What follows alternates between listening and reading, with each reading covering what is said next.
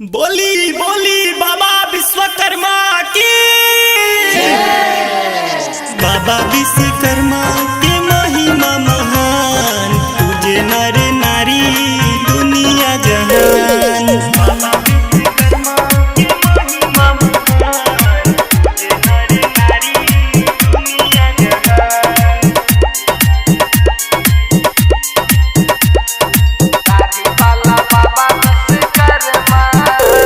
ए पंडित जी सुनी अपन मंत्र उचारी, बड़ा ढंगा बाटे पुजारी। दिखता है गजमान, दिखता है। ए पंडित जी सुनी अपन मंत्र उचारी, बड़ा ढंगा बाटे पुजारी। अरे देखी कैसे बैठल बार लगा के ई चश्मा हो, लगा के ई चश्मा। हरे दादार सल्ला मनो मोर बेगाल मार,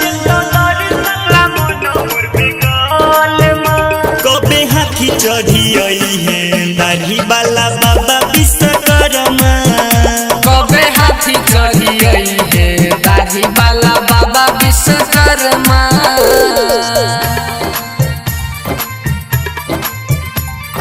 दाढ़ी वाला बाबा विश्वकर्मा।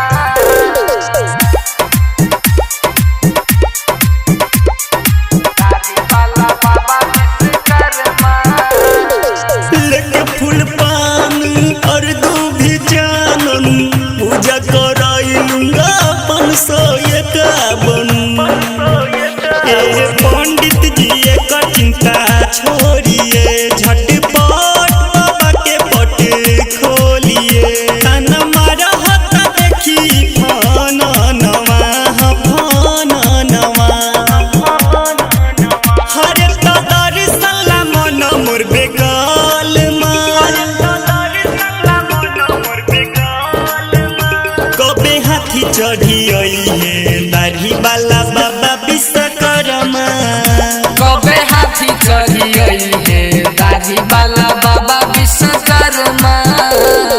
बाबा विश्वकर्मा के महिमा महान, तुझे नर नारी दुनिया जहान।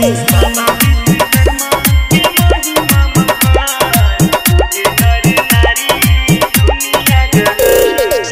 भोगवा लगाई लड्डू मोती चूर के, हमरो के दी चरना अमृत घोर के। अरे तो हर बर में गड़बड़ हो जाता है, पूजा पाठ में काहे हड़बड़ाता है।